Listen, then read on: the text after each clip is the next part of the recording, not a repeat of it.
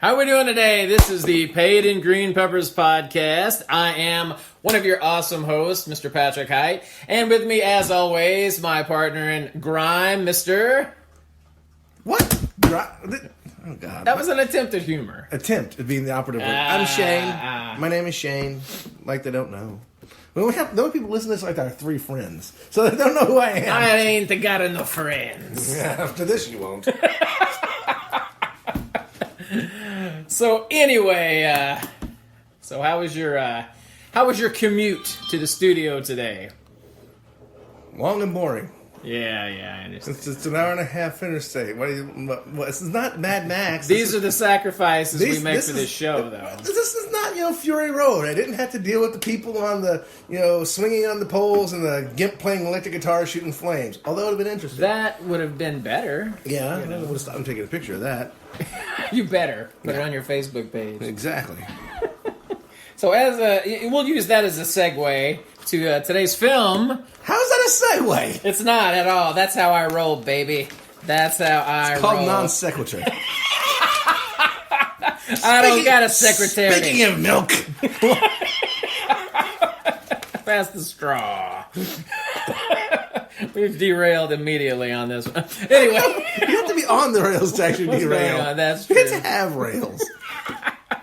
We don't have rails. We have no rails. Well, I rail, but I mean, it's a different type of rail. It's a little different. It's different. Can we get this over with? We can try. Okay. Today's film, directed by the world-famous producer and director Larry Buchanan, which all of you out there probably are familiar with, I'm assuming. Maybe not. Yeah, he was the downstairs neighbor on Three's Company, right? Yeah, I think that was his other job. That was his daytime gig, I think, as the silly neighbor on Three's Company. Now, the film today is actually Creature of Destruction from 1967, the made-for-TV extravaganza, which, interesting enough, is a... I'm going to stop you there. No, it's not, but go ahead.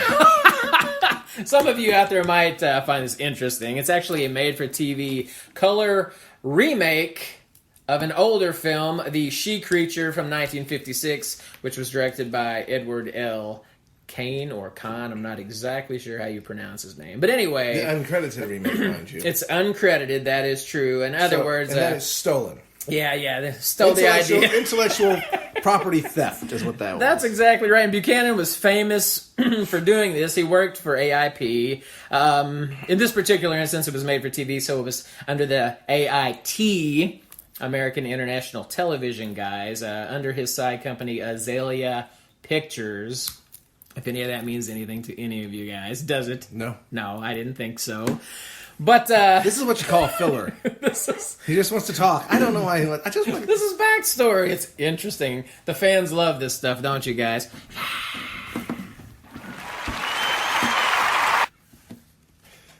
I don't know. I doubt it. Go ahead. All right. As we were saying, Buchanan was notorious for making, he was in charge of making remakes, essentially, of older films. And he did a plethora of these things. Curse of the Swamp Creature. Do you even know what a plethora means? I bite at thesaurus, which is not a dictionary, which is different than both. Did you catch that? Did you follow that at all? No. I took it and turned it around and brought it back, and it made no sense. No, I was just quoting Three Amigos, which is a movie we actually ought to be watching instead of this nonsense. Three Amigos is a good film. It's a good film for what it was. Sure. This has more content. This is deeper. This is a deeper film. This talks about the psyche of man, if you will. The internal struggle of our pasts and things of that nature. The internal struggle to maintain a friendship with the person who wants you to watch this crap. The internal struggle to not strangle the man who has caused me so much pain. In love. Pain in love. For growth. For the purpose of growth. Knowledge is power. I think I need to leave. I'm just a bill. You're making me uncomfortable. I'm only a bill. Hashtag me too. And I'm sitting here on Capitol Hill. As we were discussing, Buchanan had... Call the police!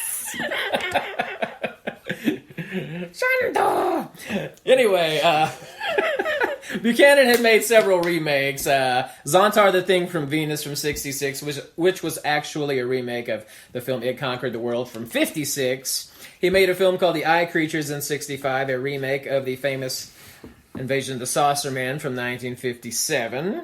He also made a film called In the Year 2889, which was made in 1967.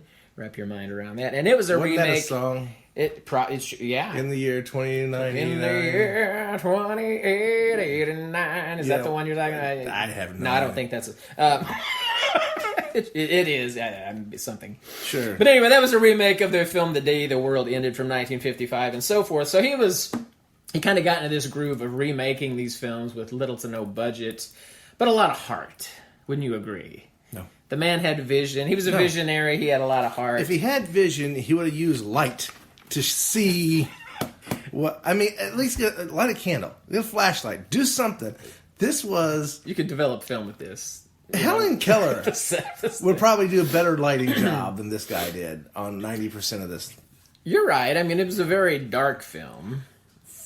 And not in the sense of the plot being dark. It was just shot, very dimly lit, shot film. There's no lighting. And then the stuff that was supposed to do at night, they had those horrible filters they used to use, and then of course that blocks out everything. So and I probably didn't use filters. Probably put pantyhose over the lens or something like that. I mean, that's how horrible this was. To say this is grainy gives it too much credit. It was grain. It was grain. Grainy would imply 2 grains. No, it's just grain. It's one moving grain. So it wasn't a multi-grain. It was Pac-Man had more definition. The original Pac-Man with the 8 pixels. Pac-Man had more definition than the film quality on this production. Maybe Pong. Pong was about the same. Yeah. Well, the film, as I said, was made in 1967. When was it recorded? Because obviously it wasn't recorded at the same time. At least not on the tracks. No. I have a feeling the audio track was recorded completely on a completely different week, maybe. I've seen Japanese films. I have seen Chinese kung fu films that are made in 1 week that had a better pairing of sound with the movement of lips than this movie. It's abysmal. At least on the copy that I was able to watch. Exactly. And I'm sure it was the exact same print that I watched, where it was a good 5 seconds at least. But on some scenes, it seemed that their mouths would move, and then you would hear the words, or vice versa. So I don't know if it was just a syncing issue with the copy I saw, or just the original print was that abysmally assembled. I don't know. Either way, the film was made for $22,000 in 1967, and apparently that went over budget by about $21,990. Well, half of that was for pantyhose. Okay. You know.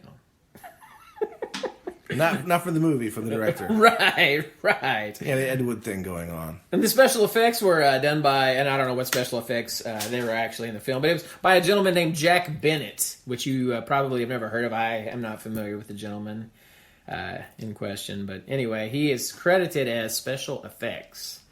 Uh-huh. Maybe that's what they're getting, the pantyhose. The creature? The creature, maybe.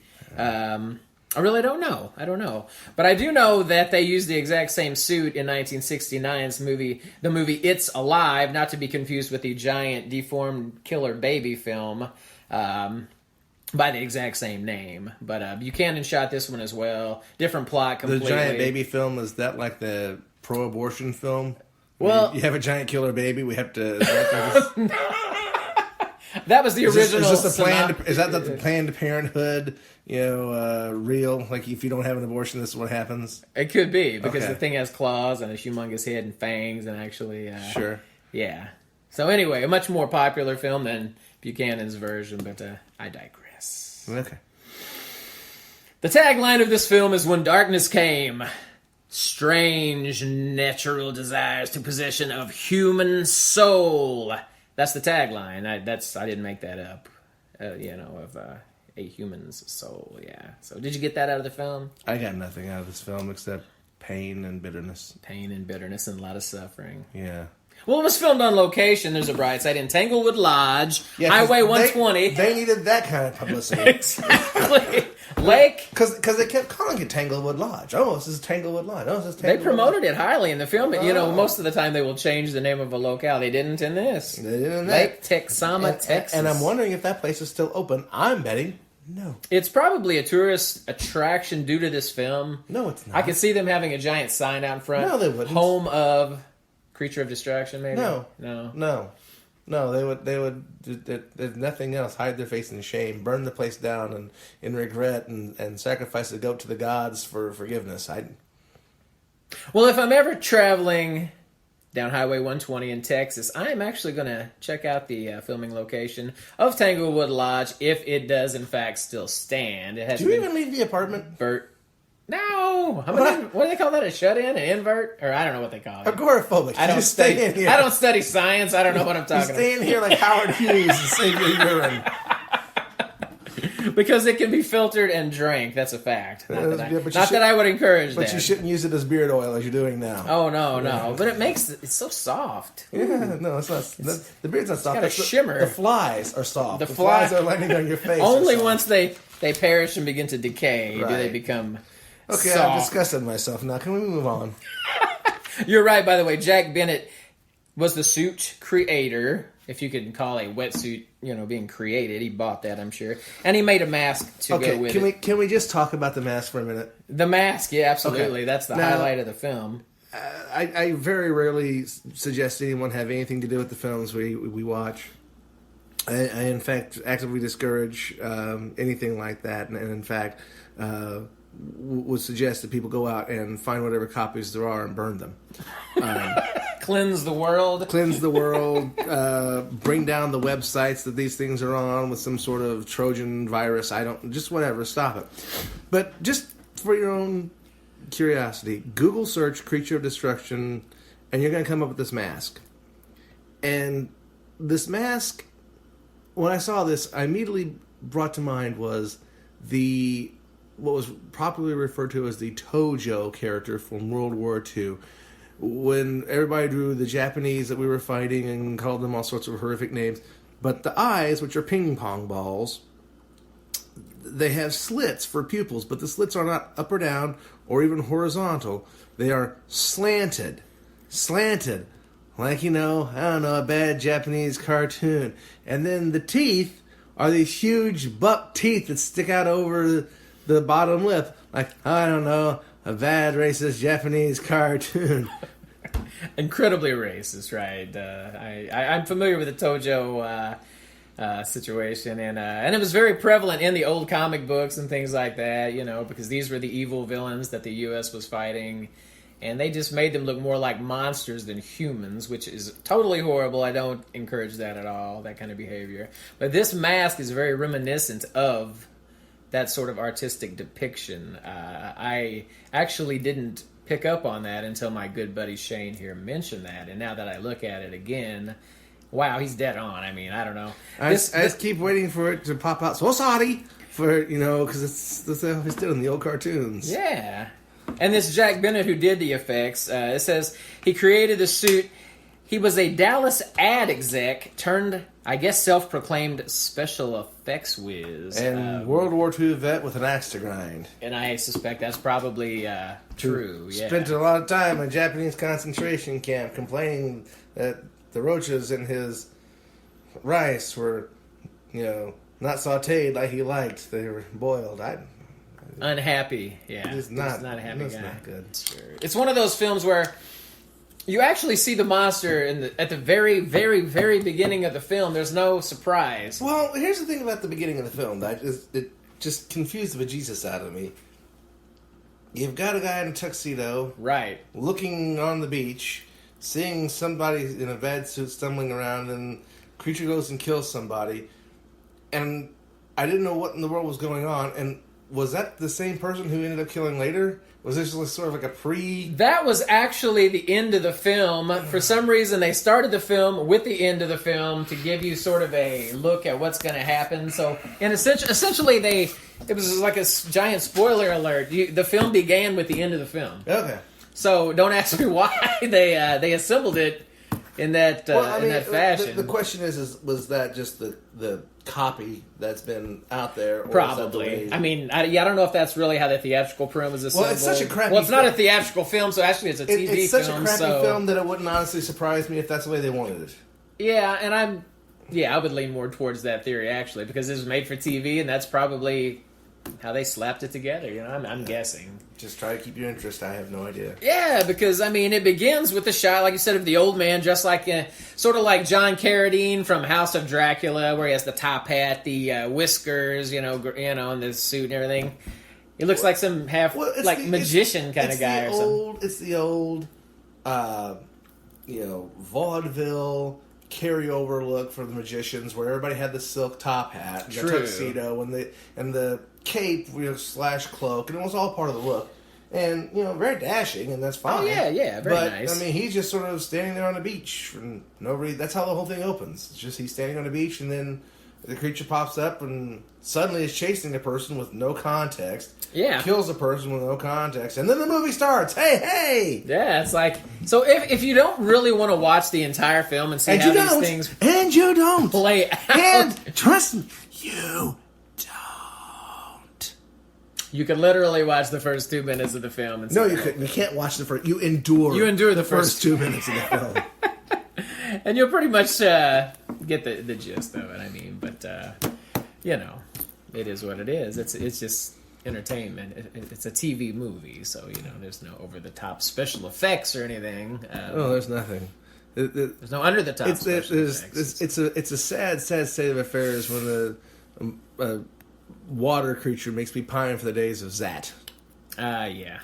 That's because actually that was a better suit. That was a suit. That wasn't just a diving. That was an actual suit. So yeah. But here's an interesting thing: the parallels between Zat and this movie. They both had those weird musical interludes. Right, I was going to mention that. Yes, musical interludes, which don't need to be there. They don't need to be there. Really it's just another gimmick. It's just filler. It's like most of my partners, talk. It's just filler. It means nothing. Just something to kill time. You just sort of try to either turn your mind off or find the fast forward button. Oh, I'm sorry. Here you are. Oh, yeah. I'm right here. I'm here, right? Yeah. Well, I turned you off. I've been successful. What is that? Tune in, turn out, or that 60s? Oh yeah, it's your Timothy O'Leary. Yes. That's what it is. Turn on, tune in, drop out. Right, that hippie jazz. Not my bag, but that's okay. Not my bag, really. You're saying that. Hippie stuff is not your bag. Not my bag. You're using hippie slang to decry hippie slang. Really? Hey, that's how I roll, man. I'm not cookie cutter. That's the way it is. You're more like Cookie Monster. But go ahead. Where's my cookie? Okay. That was I should have just stopped. You pushed a little too hard. That's okay. Not yet. No. I'm waiting until you're on the edge of a cliff before I push too hard. Since you mentioned the interludes, these musical interludes, which there are a couple, the singer of the I guess you would call it like rockabilly band is a gentleman by the name of Scotty McKay, who was a Texas rockabilly singer. AKA. Do you remember what it is? Some Jew name. I don't remember what it is either. And I didn't bother to write it down because I hadn't heard of the gentleman. No, you didn't bother to hear it because he didn't do anything. He was some guy from Texas who was Jewish, and it's a seriously Jewish name. And, so he goes by the Bobby McKay, which is trying to get, Lipscomb. Yeah, Max Lipscomb. There we go. Yeah, for all you Lipscomb fans out there. Right. Yeah, I wonder why I had to change his name to Barry Rockabilly. No room for the Ramaka. Exactly. Yamaka. Did you pick up on one of the songs he was singing? Actually, sadly. Here Comes Batman. Obviously, a huge fan of the TV series, and it was essentially his Batman tribute song, and it's in this film. And on. It drug on a bit long. It did. Now, interesting thing here, if you look at the Wikipedia, and it has who sang these songs, it has him dying in 1971. Mm-hmm. Which I assumed would be, he looked at his musical career and ended his own life.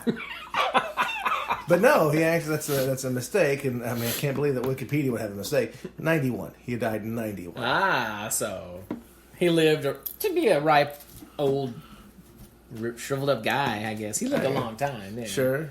Ripe he's ripe now. I suppose. Yeah, well, not anymore. If he died in 91, he's not ripe anymore. No, he's nice and dried out. He's a shell of the man he used to be. Nothing. I'm gonna buy a laugh track and hit a button. That's your best chance. That's probably about it. Yeah. So anyway, I'm glad you did your research on that. So he actually perished in 91 and not 71. Yeah. Although he was murdered in this film. Which means we got another 20 years of obscurity. Right. That's exactly right. Because I don't know. I didn't know who the guy was before I saw the film, and I never heard of him, otherwise. So, whatever. Can we keep going? We can, actually. I guess we should maybe discuss the plot a little further. Is there a You've already talked about the beginning, which was actually the end, where the creature stalks the old man into the boathouse, kills him, blah, blah, blah. Then it cuts to the AIT, not to be confused with AIP, because that's their theatrical, Anyway, AIT logo inserted there for about 10 seconds, and then it cuts back to the little tiny title. Did you notice how small this thing was? It really small font, Creature of Destruction. So if you had I'm thinking you had a really small television back in the day, you would be hard-pressed to read the title. Well, I mean, you just look at the TV guide. I guess, yeah, because it would probably be larger than the print on the screen. I don't know. Maybe they couldn't afford, or maybe that was just for effect. I have no idea. But anyway, we will progress. Dr. Basso is the famed hypnotist that we are discussing. The Dapper Dan, if you will, like Shane said, with the top hat. And, Basso. That's what I'm going to start calling you, Basso. Call me Dr. Basso, please. Dr. Basso. So we cut to Basso after the title card, the really insignificant title card. And, what title card? The insignificant title card, because it's so I thought small. you said something else. You thought, yeah. Why, Basso. You swine. So we get to see some of Basso's act. He's got his he's a clairvoyant, a hypnotist, blah blah blah. Makes predictions, hypnotizes his I'm going to call her slave girlfriend, because essentially he keeps her in a trance throughout the entire film. We don't know that, and then it's not really even until halfway through. Then it's revealed. Really know. So that's a spoiler alert, in case you guys care. No, you don't. Yeah, he's an old, old man. By the way, the old man. Do you know who played Dr. Basso? Did you? What was his name? Les Tremaine. Yeah. Who you might remember from your childhood. I did. As Mentor from Shazam, who drove around in the Winnebago watching over young Billy Batson. Of course, he had a huge career in films and things way before that. I think he started in radio. But yeah, Les Tremaine plays the lead villain. And he's one of the only villain. Well, the monster's a villain. Well, and he's one of these people, and the classic actors. And yes. Where you go back to where all the leading men were 6'3", extremely slim. They all had little pencil-thin mustaches, but they all had these magnificent voices. Right. And you listen to his Absolutely. voice; it's fantastic voice, and they always carried themselves with, I gotta give credit where credit is due. He has that aura about him of that classic actor where he's always straight and has a very good, big presence about him. Has that deep, cigarette encrusted voice where it's really reverberating and the cancer is really working on him, keeping him slim, and Our blessings, yes. Yeah, it's a double-edged sword. Right. Yeah. But no, I mean he's one of the classic actors, and he just really looks, that is true. Like the part. He looks very comfortable in a tuxedo. He looks very at home on stage, and he has the great mannerisms of an actual, mesmerist and hypnotist, and all these little. Yeah, the casting in for that particular role was dead on. I mean, that was. Well, I really can't say the casting wasn't bad at all for what this movie it was. Really was. It was more about the plot and the effects than anything else. The casting was fine because a lot of these actors had been in many other films, and then I noticed many of them had also done multiple Larry Buchanan films. 3 or 4 at least had appeared in other Buchanan productions, but several of these people were even acting up into the 90s and now Neil Fletcher. Do you recall anything else what he's been in? Neil? Yeah, he played he was the owner of the resort.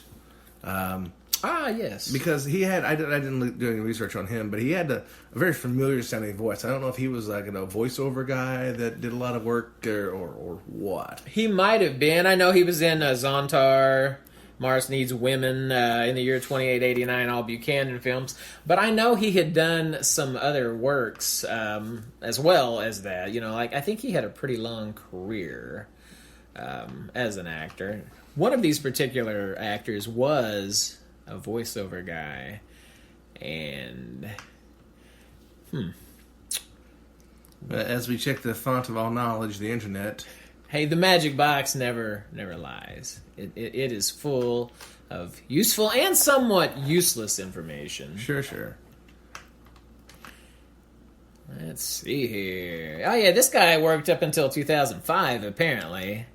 9 credits. 9 credits. He played the gravedigger in the film Deadly Blessing from 1981. If that, Never mind. I mean, maybe he's not... Maybe he should have been a voiceover actor. I don't know. He had one of the voices that just sounded familiar. I didn't know if he was the guy that used to be the voiceover for movie previews. Oh yeah. Not the one they used in the 80s and 90s, but the one they used in the 60s and 70s. Right, the older. Yeah, older the really gritty sounding. Yeah.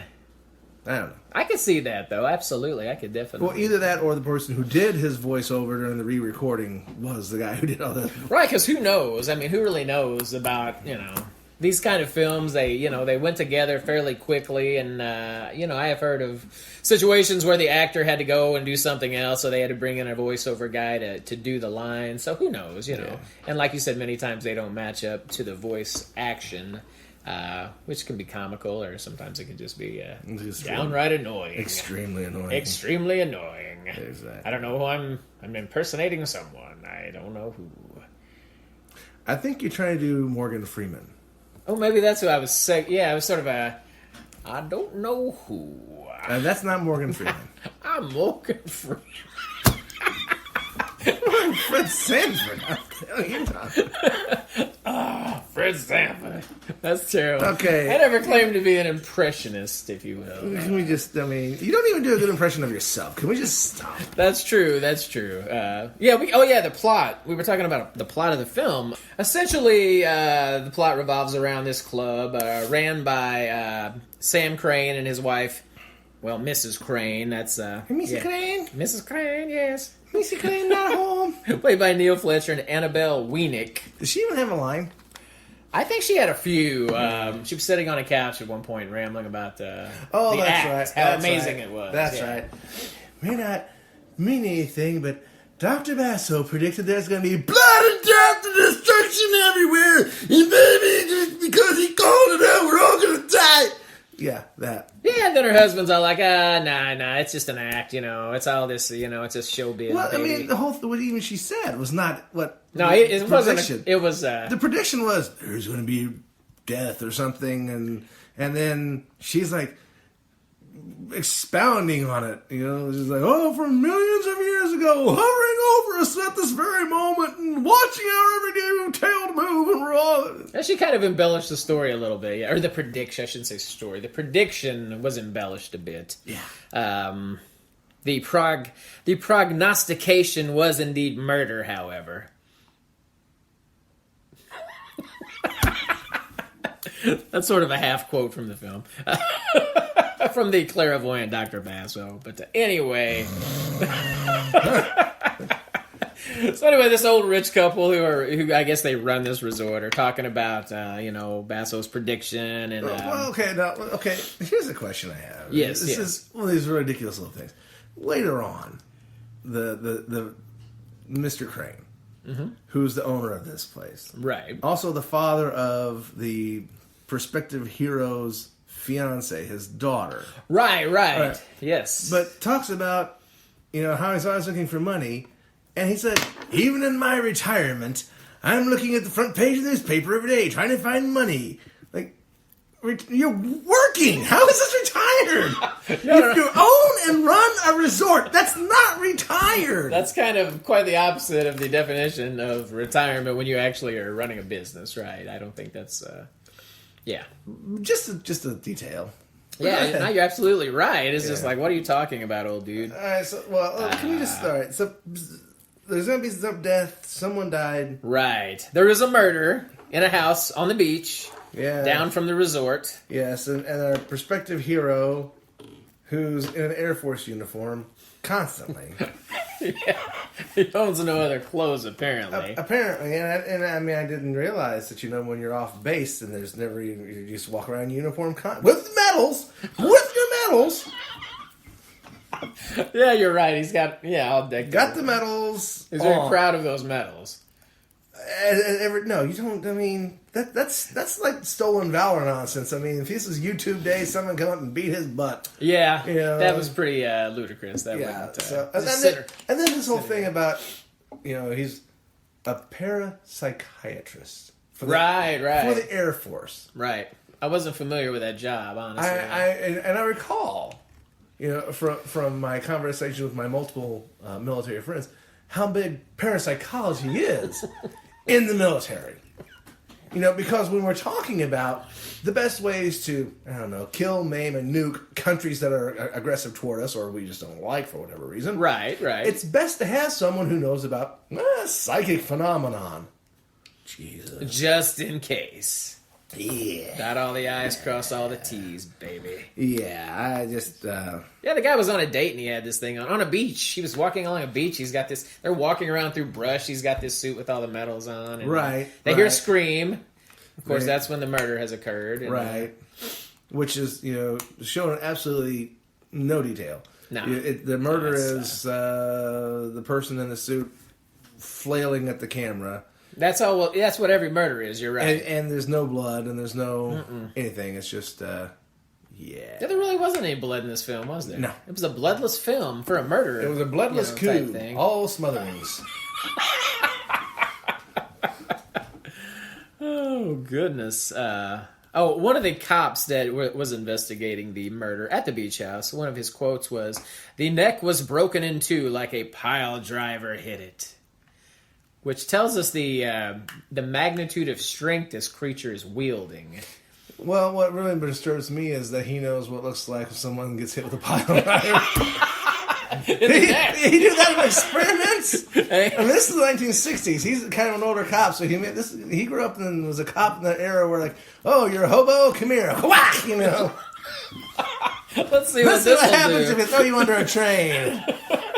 So he was, maybe he was speaking from experience because it was a very descriptive thing to say about this murder. But and then they find a big, wet, sort of a not fish-shaped, but a webbed footprint on the rug or something, and it's very fish-like. And of course, the one cop's immediately convinced it's a monster killing everybody, and the other one couldn't be a skeptic.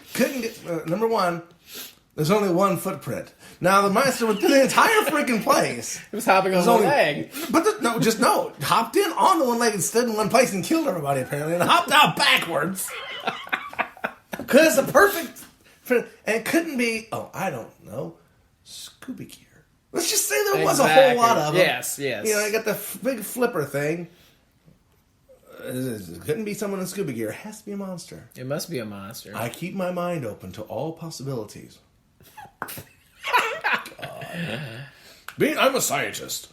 I keep my mind open. No, as a scientist, you're skeptical. You look at everything like, no, until it's proven it doesn't exist. Right. I keep my mind open. Really? It was a hopping catfish, actually, is what... Zat. It was Zat. It was Zat made an appearance. This guy was framed. He was. The creature was framed. The whole movie's a sham. Now that you figured it out. Oh, that's something. A sham, like our friendship. What? Go ahead. So after this amazing murder investigation scene where you cut back to Dr. Basso, who is talking to his assistant slash forced girlfriend that apparently he found in some gutter somewhere, and she was nothing, and he made her something all through the power of hypnosis, I'm thinking. I'm going to say this. Girls that look like that, not in the gutter. Maybe on the pole, but not in the gutter. Yeah, I think he really just went into her mansion and kidnapped her and brainwashed her. And that was it. I don't think there was any gutter involved. No. Yeah. And here's the interesting thing. So he's in this room, and it looks like a literal dungeon. Yeah. Brick walls. There's she's sitting on a throne. A throne. Which, mind you, same throne she's sitting on stage during her shows. And we'll get into the shows with that. Yeah, she sits a lot in this film. Did you notice that? I mean, much of this film, she's literally sitting in her throne, like you said. Yeah. In a state of... Right. But she's sitting in a throne, which is, also apparently the same throne she sits on in the shows, which we'll get into a while. It must have wheels on the bottom. But and it's lit by candlelight. But this is supposed to be in one of the cabins at the resort. Now, do you go and say, I want the Marquis de Sade special? Do you have something with a Spanish Inquisition feel to it? Yeah. Do you have something? I'm really into S&M. I want to keep someone in a dungeon and just lit, no electric light. I just candles. Do you got candles? A lot of candles on the wall. Candle holders on the wall like a dungeon. You got that on this little resort in Texas-Oklahoma border? Right. It was definitely not what you would expect from a resort. I don't know. Maybe 50 Shades Darker resort. I'm not sure of it. Perhaps, yes. I don't know. Maybe this guy just brings all of his home decor with him when he travels. I don't know. Sure. Yeah. Brick wall included. Right. This is too nice. Get the big suitcase and I'll put brick wall up. That's right.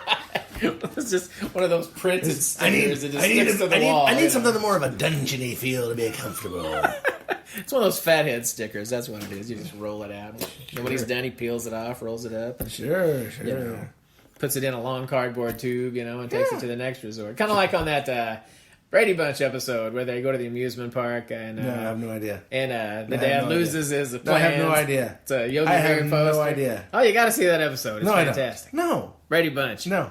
Amusement park. No. Yeah, it's awesome. No. Anyway, right up there with the Grand Canyon one. Or the Vincent Price one in Hawaii where he kidnaps the kids and holds them in a cave. And no, nothing. Nope. Okay. He's blocked all that trauma out from when he was... I think... I know at some point I watched Brady Bunch as a child. I have replaced it with more important things like white noise. And Creature of Destruction. No, that's been pretty much just replaced by white noise too. White Just the blank. That sounds blank static. Just nothing. Just the void. I just pray for the angel of death to take me away.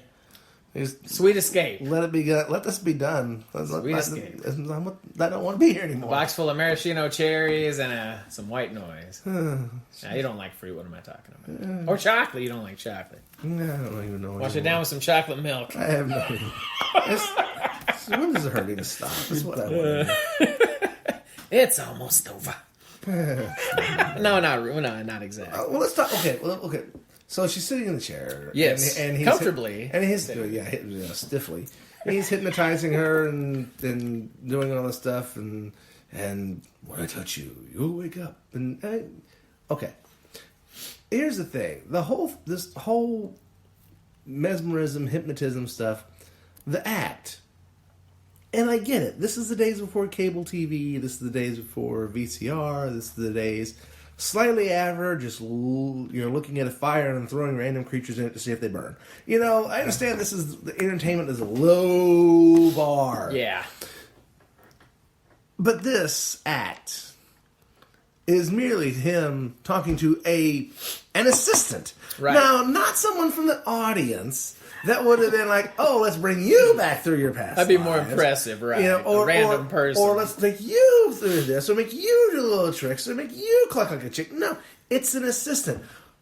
What are the odds that a person in the entertainment business may have just had an assistant with a predetermined, what they say, or a script that could have just been like, That's exactly here's what you're going to say. I'm going to wave my hand, you're going to say this, and it's just a bunch of crap.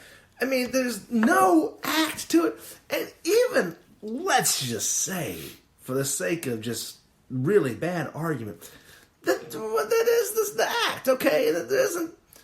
It lasts like 38 seconds. Right, it's pretty quick. I'm gonna wave my hand in front of you, talk a little bit, and then just say something, and then that's the act. Now I know they paid a good $2.99 for the steak dinner, exactly, and entertainment, $1 you know, Texas. and so other than getting lung cancer and the constant smoking, they're really not getting a whole lot for their money. That is true. It's really the act itself was very, just like you said, predictable, easily concocted, easily faked. Because I thought the same thing. Go from town to town, have the same script, you've got it all memorized. Because, I mean, these people were like, oh, but I don't think she could fake it. Did you see her mannerisms and this and blah, blah, the accent change? It's like, come on. At least have her planted in the audience. Where Right. you pull up the random member of the audience and pull her up, and then she starts spewing all the bile crap. And, no. My assistant that she brings out, who's already seated on her little chair. Yeah, staring straight ahead like a zombie. Yeah, buddy. Mm-hmm. Yeah. I can see why the guy wanted to take him under his wing and make a big, huge act out of his... he's David Copperfield, years ahead of his time. Right. It was just short, and I was going to say short and sweet, not short and sweet. It was short and highly predictable. I mean, it was just not impressive. No. And he would predict a murder pretty much at every show, right? Or almost. I mean, there were a few shows. He only did a couple shows. I mean, there's only 3 shows there. Yeah. And he, said there's going to be murder the first night, and then last night he just said everybody just needs to go home. Right, because he was having trouble hypnotizing his assistant because of the military guy with all the medals had gotten her head a little bit. Yeah. Okay, let me just get into that for a second. So, you have the hero who is engaged to the owner of the resort's daughter, which is why he's at these shows every night, because it's at the resort. And when the girl comes in, he almost jumps up and humps her on the stage in front of his fiancée. I've missed out. She's gorgeous. His fiancée is sitting next to him. Yeah, this guy was a jerk. And then I thought follows her off the stage and just leaves his fiancée standing there and becomes obsessed with this person and is following her around and keeps talking about her and talking to her and never has a thing to do with his fiancée. Now, meanwhile, his father-in-law has, smelling the money. Of course, because he's an old money bags type. As first off said 50-50 for the mesmerist, Dr. Basso, and then, is going to make millions out of this and give it to his son-in-law and his daughter as a nest egg, which is shunned. Dude, you do not turn down money. You do not turn down money. No, but he did. You're an idiot. He stood by his character. He had no character. He was an idiot. But he had a lot of medals. You don't turn down money. So this guy, obviously, in a weird way, cares for the war hero parapsychologist that everyone apparently knows. Right. Because that's how they introduce him. But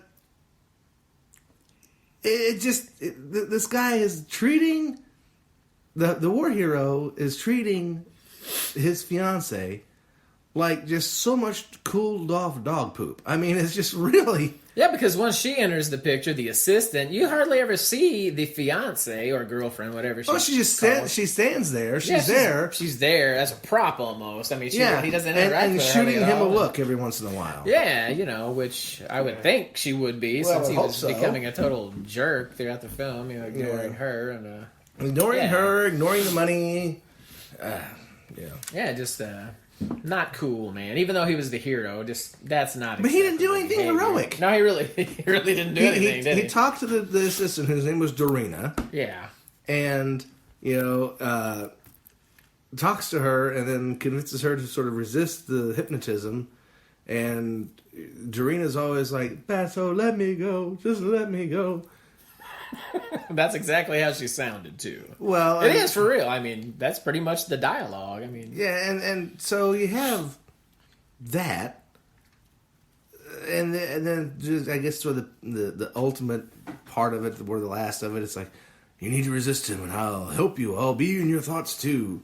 So apparently parapsychology teaches you psychic ability to invade someone else's thoughts. That's what I was kind of thinking. You know, this must be a DARPA program from the Air Force. This is Alex Jones level of nonsense. This is ridiculous. Yeah, it didn't really make any sense at all. No. It was all pretty ludicrous. Like a dead bum that's not entertaining anybody, with his cup out and it's not making any sense. I have no idea where I'm going with that. That was awesome. Yeah, we'll move forward now. Mel Brooks from Life Stinks when he's on the... Life Stinks. I had forgotten about that. Where he's on the street. Very funny. Hot two, squilly bing bamboo, hot two. And no one's giving me money. No sense. Making no sense. That is a funny... hot two! That's a funny bit from that film. Look it up on YouTube. I'm sure it's available. We're getting no money from Mel Brooks. Hot two! Yeah. Is he even alive anymore? Yes. Yeah, I'm sure he is. I can't keep track. People are dropping like flies in Hollywood. He's literally the 1,000-year-old man. He hasn't been accused of messing with anyone, has he? No. Okay, he's literally good. the 1,000-year-old man now. It was inevitable, right? It was inevitable. What were we talking about? Oh, yeah, Creature of Distraction. Anything but this movie. One of my favorite quotes, another quote from the film. There's a quote? How's there quotes? There wasn't dialogue.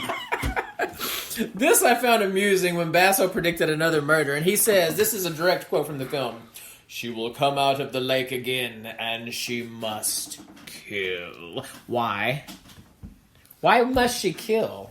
She's an animal, essentially, a prehistoric humanoid animal. Sure, I fish guess thing. if they ate it, if it was for survival purposes, but just to hunt people and just smash their necks and just leave them there to rot. And if you read anything about this movie, it talks about how the whole reason that all right, massive spoiler. It turns out this creature is like this woman's soul transmigrated through time and showing up and from her first incarnation as a creature.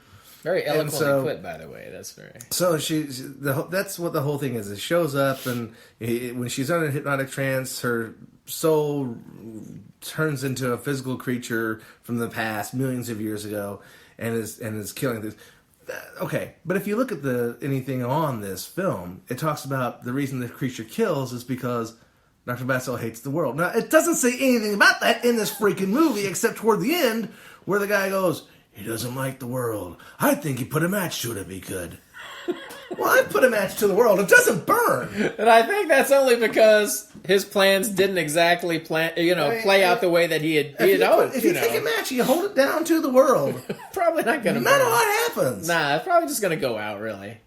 Yeah, at most, if you're putting in something like hay or something, the hay will burn, but the world doesn't burn. But eventually, it's going to go out, and the world's still going to stay the world, that's what happens.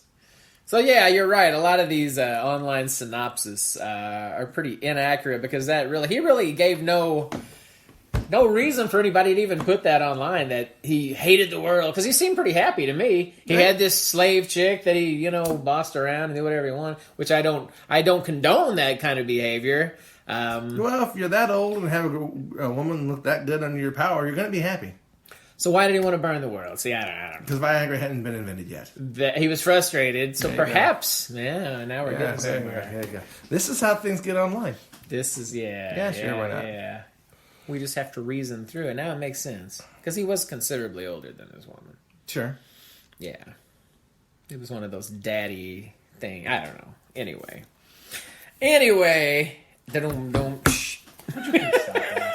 This is like the 28th time we've done that here. There's no reason. I am gonna you didn't even make a joke then. You said anyway. That's not even a punchline. The ba-dum-dum thing should be reserved for like bad jokes or bad puns or something. That was just anyway. That was a segue. You're right. I need to invest in a drum set to set up over here. Then I can actually like a little rim shot. You need to learn when it's appropriate first. You're like Joey from Friends on this air quotes. He doesn't know how those work either. What are air quotes? Anyway, back to the film. Blah, blah. Air quotes are what this movie is. This movie is a giant air quote. Or a rim shot, maybe. I don't know. So we can get into some really dirty stuff there with the guy. But we won't, because this is a family. This is a family show. Yeah, go ahead. So make sure your families listen to the Peyton Green Peppers podcast every episode. Please, No, don't. Please. No, don't. I know we're trying to monetize this, but it's not worth it. Right. My suffer. I want this to fail, so he'll eventually stop asking me to do it. It'll save. But he hates me, so he'll continue to. That's right. But I hate him out of love. It's a very weird situation. Yeah, it's the same guy. Never mind. So anyway, Basso predicts another murder. That's it. Oh my God. You are Basso and I'm Dorina. I am under your power. I cannot escape you. That's true. You're going to sit in that chair for the next 40 years. My only escape is going to be death.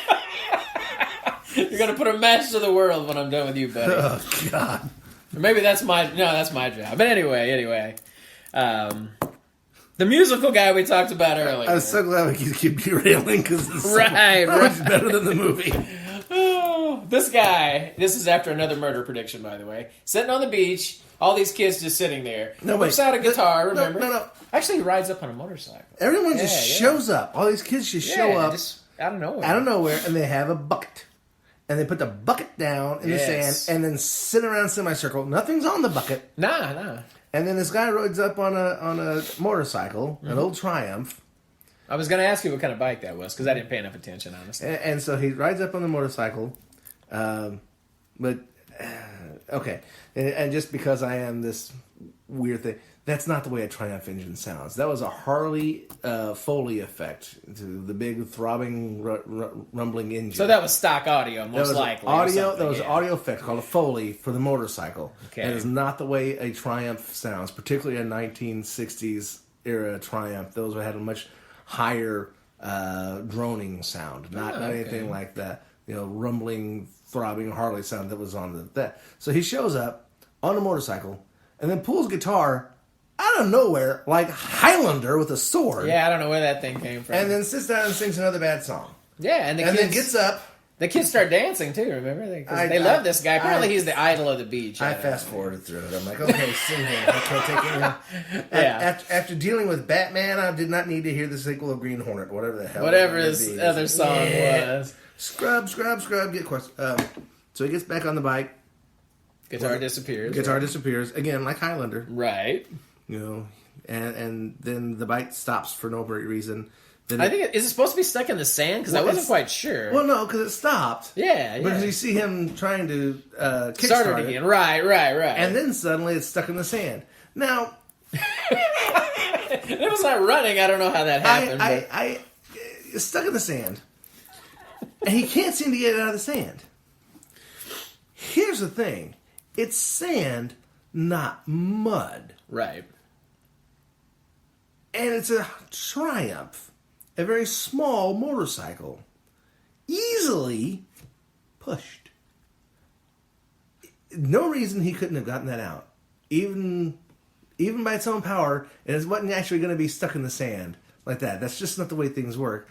And then as he's sitting there, he watches this creature come up to him, but not doing anything, like, I don't know, getting away. Yeah, he stands there on the bike. And just looks and just lets this thing kill him.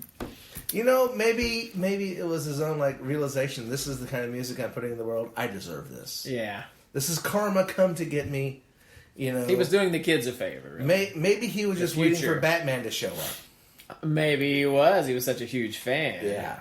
One of the other things I have a problem with, not just this film, but anytime you're dealing with sort of a humanoid fish creature, these things, once they get on land, they can swim fast, but once they get on land, they don't walk so good. They kind of stumble and blah, blah, blah. Mostly because they just can't see where they're walking. Well, that's true, but I mean, even say this thing was real, they've got these webbed giant feet, flop, flop. Yeah. It would be so easy to outrun one of these creatures, yet these people never do. Right. Well, and they're always, people that kill are always in good shape. They actually should have some cardio. It's not like they're dealing with the, big, fat, flabby people that can't move 15 feet. Exactly. You know. It wasn't like Dom DeLuise was there, laying on the beach and, just kill me. I can't do anything. Yeah, that's what they It wasn't like that. That's what they need to do. Is on the next episode of My 600-Pound Life, they need to have a sea creature come in and chase these fatties around their living room a while. Oh, that is so wrong. They have to lose some weight. Boom, boom. No, that's not a joke. That's what's a joke. I hope that's a joke. That was horrible. No. I'm looking out for their best interest. Oh. So they'll either lose weight by trying to flop away from the sea creature, or they'll lose weight by defecating the 68 pounds of having their unprocessed meat. Or have their necks smashed like a pile driver. They'll expel the 68 pounds of unprocessed red meat that's trapped in their colon. That's a good start. Nausea is ensuing. I'm sorry. I'm just saying. Just imagining room spinning. I don't know. These people trying to get up the couch. Is your name Larry Buchanan by chance, Junior? What's going on here? I have an idea for a film, and you owe me. Oh my. Oh my! I know where we can get a fat suit or a fat guy. Goodness. I don't know. I don't know either one. I don't know. I have no idea. It's a 600-pound life plus sea creature. Oh, bitch! Stop it! I'm gonna stab you in the heart with a fork. So, okay. So the guy on the bike's murdered. Yeah. Because he didn't bother to run away from his triumph. And his fan base show up at the top of this. Because apparently they were just lingering over the top of the hill. Those beach bum kids. They have nothing to do, They find his body, and next thing you know, which I didn't. Did this actually happen in the film, or did I miss it? There's an artist sketch of the creature. Yes. Now the next thing was. The dialogue, and I use that term loosely, was that one of the kids caught a glimpse of the creature. No, it was gone by the time these people got over the So it wasn't rise. just me. I thought as much. I caught a glimpse of the creature, and it was a very detailed sketch. Oh, it looked like they took a photograph. This kid saw this, told the sketch artist, and that's what he came up with? Sure, complete toe-joed and everything. Mind you, it is pitch black. It is Ray Charles level lighting out there. Yeah, it is. And he's going to see this, and I have the 7 teeth, and the slanty eyes, and the big flappy gill ears, and even a hand. Yeah. I was like, what? Okay, okay. And what is it in the police sketch? Police sketches are always horrible. Yeah. This was at an angle. Police sketches are always face front. This was at an angle. Yeah, this thing was perfect. I mean, it was... Yeah, for what it was. Yeah, well, yeah, I mean, for what it was. And then they want the cops would think that Basso has something to do with it. They keep... Yeah, because these brilliant cops... Well, gee, he keeps presenting the idea that there could be a murder tonight, and then there's a murder. Well, maybe he has something to do with it, huh? Gee, I don't know. No, we have to keep an open mind. It could be anybody, right? He's the only one with any knowledge of these things happening, but... Well, I mean, here's the thing, though. It's he's always predicting this. Right. But neither he nor his physical assistant, they're physically present elsewhere. Right. In the presence of witnesses. That's true. You would think that would pretty much eliminate them as a suspect right off the bat. They have all kinds of alibis, right? A club full of people. Yeah, and so you have... Here's an interesting thought about this. Sure. You have the cop who does not believe in the psychic phenomena of prediction and stuff, yet is the first person to say, that's a monster. Right. I believe a monster is not psychic phenomena. It's just too far to go. Bigfoot, yes. Mentalism, no. I can't do that. Right. Exactly. Based on the same level of evidence. A footprint. Well, mm-hmm. A sloppy, wet footprint, which could have been faked by somebody that knew what they were doing. Could have been... Was there even a picture of it? Or did they just say, look, there's a wet footprint? I think they sort of showed it like some water on the floor. It didn't look like anything to me. It looked like somebody just spilled some water on the floor. I don't know. And again, one footprint. Yeah. And after the creature had walked like 4 miles out of the lake. Right, and up a hill and into this apartment and building or house. It was sweaty. It was a sweaty foot. Yeah, probably. Maybe that's what it was. Yeah. He was wearing socks and they were sweaty. And why not? It was a sock print, perhaps. And this is another thing. At some point, one of the other people he had killed had seaweed. that says the seaweed was found. This is at the resort that is on the Oklahoma-Texas border. Ah. I don't remember there being the freaking ocean there for seaweed. Pondweed.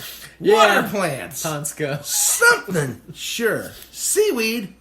Probably not seaweed. I don't remember actually, no. I remember when I went out west, driving by the large kelp farms of Oklahoma. Just miles and miles of giant kelp reaching to the sky. In the suspended saltwater tanks that lined the road. There you go. That makes sense then. You just explained it. Uh-huh. Yeah. Can we skip? Yeah, let's fast forward. Okay. So Dr. Ted interviews the assistant. Blah, blah, blah. That's really boring. Later we see Bass, and he's watching over this... Basso? Dr. Basso, rather. Yes, that is correct. And he's actually watching from afar as the monster slaughters a young couple in a convertible. But this is what I got to say. They sort of had it coming because the police had these signs everywhere, beach closed. But these rebellious teens ignored that, drove their convertible onto the beach anyway. I'm assuming to make out. Well, obviously to make out because they started to make out. Yeah. And then they jumped up and ran off. And again, you're in a car. You see a creature lumbering towards you. Turn the car on and put your foot on what's called the gas pedal. Exactly. Drive away. And you can probably have a better chance than, flopping out and sort of walking 5 feet, then stopping to face the creature. I mean, good God, at least have the sense if it was like a bear. Climb a tree. Do something. Yeah. Yeah, something they've never seen in their life, this horrific fish creature, and they're just going to run a few feet and look at it and just take their beating. Sure. Once again, it makes no sense, but hey, it's a film, right? It's something. Yeah. So anyway, the kids kind of asked for that in that situation. They should not have ignored the law. At this point, now Lesson to you kids. Theodore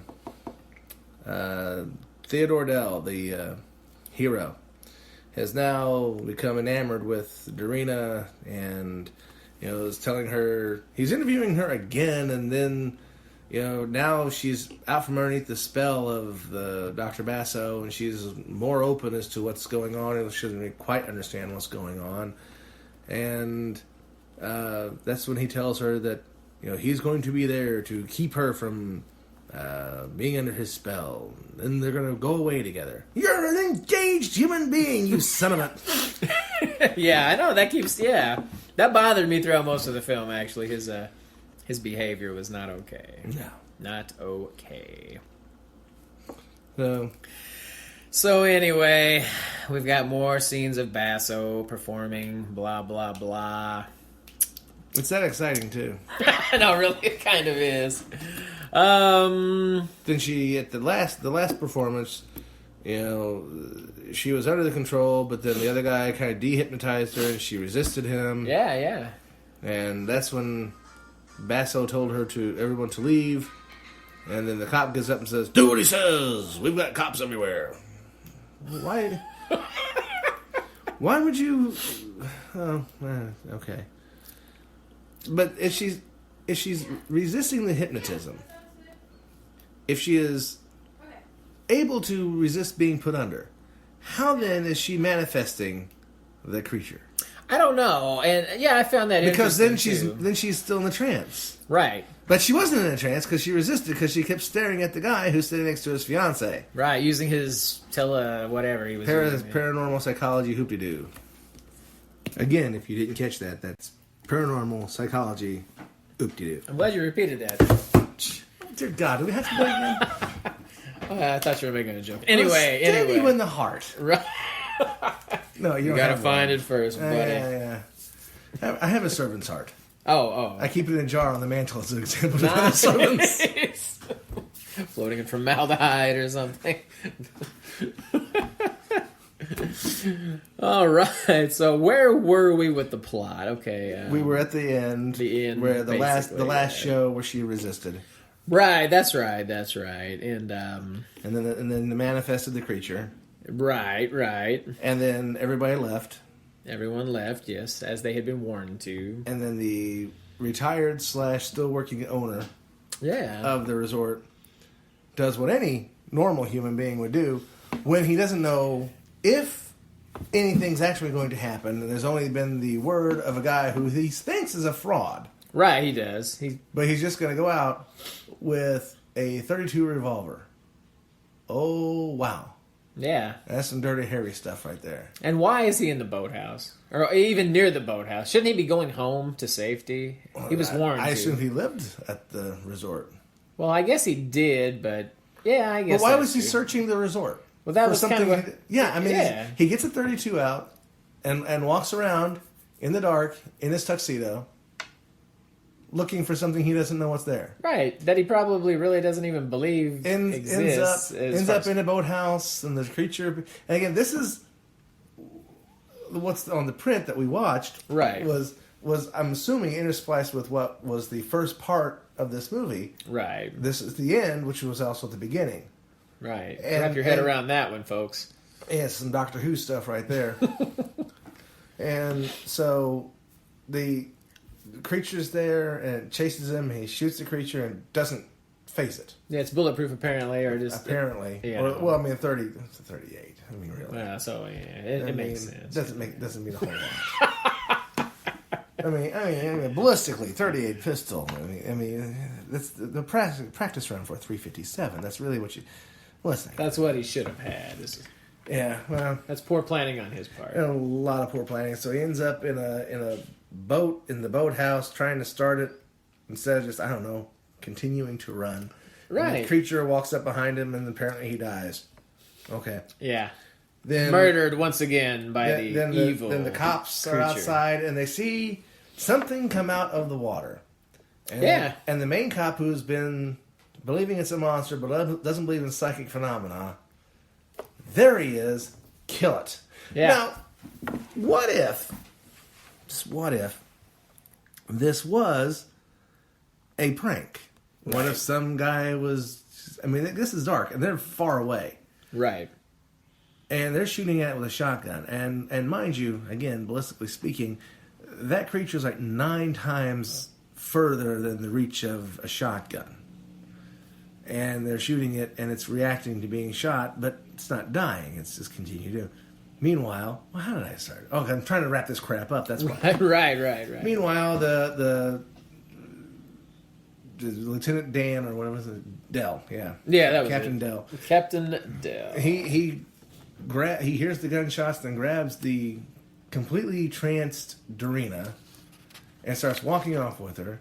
Basso shows up as a total basso and he's got a gun, which, to my estimation, looked to be a .25 caliber pistol. Mind you, the .25 caliber pistol has all of the firepower of the average BB gun. Wow. Oh, virtually useless. I have got a .25 caliber pistol. Mm-hmm.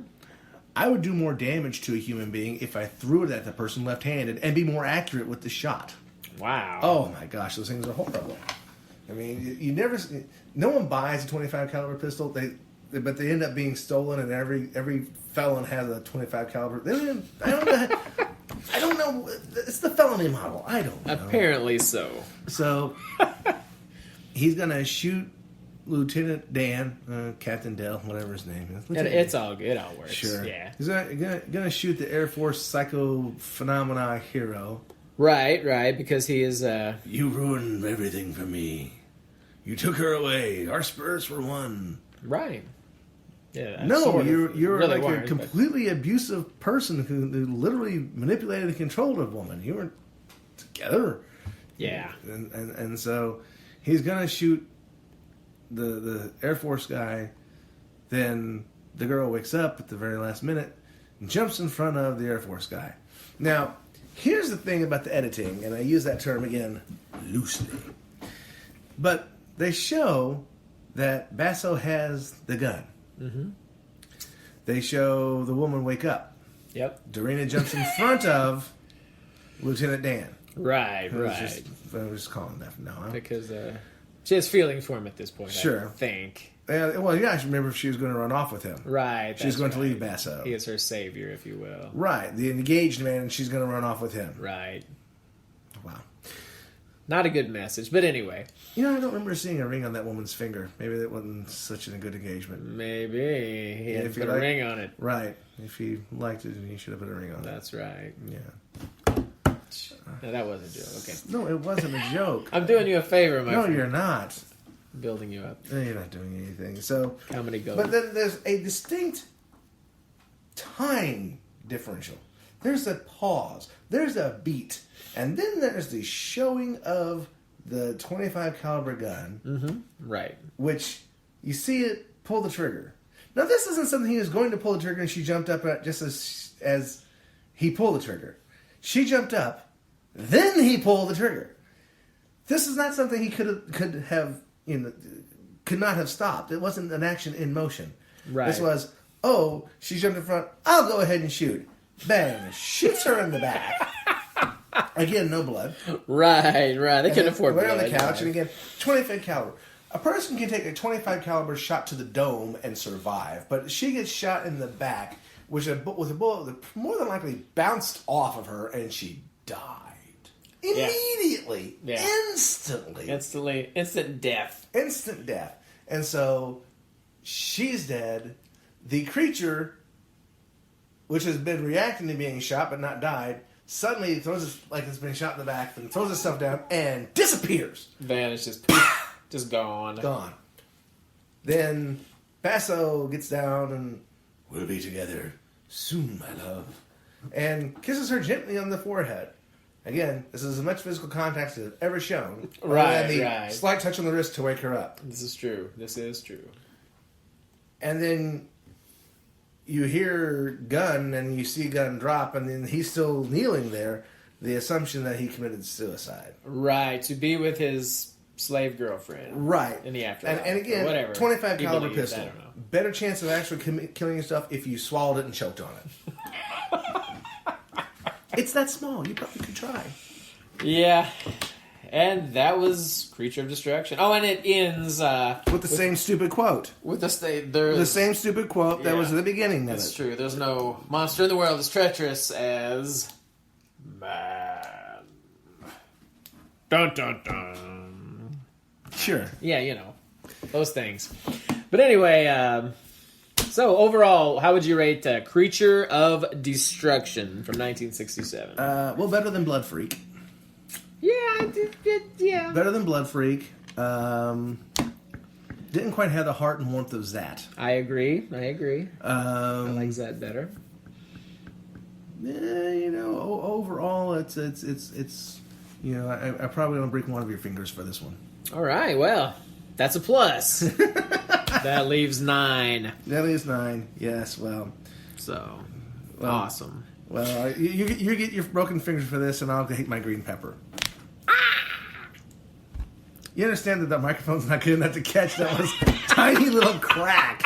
Hey, only I had a carrot stick. You guys don't know what I'm talking about. If you, he tried to crack his fingers, so you hear that. Yeah, read. Yeah. It's all done. It's done anyway. Let's just go crack. Oh my finger. Crack. Oh my finger. All right, Sulu. All right. Here's your green pepper. I'm going home. This has been the Painting Green Peppers podcast. I am, as always, Patrick Hite. I am, as in always, Shane Aden, and also, apparently, the Dorina to your Dr. Basso. Good night, folks.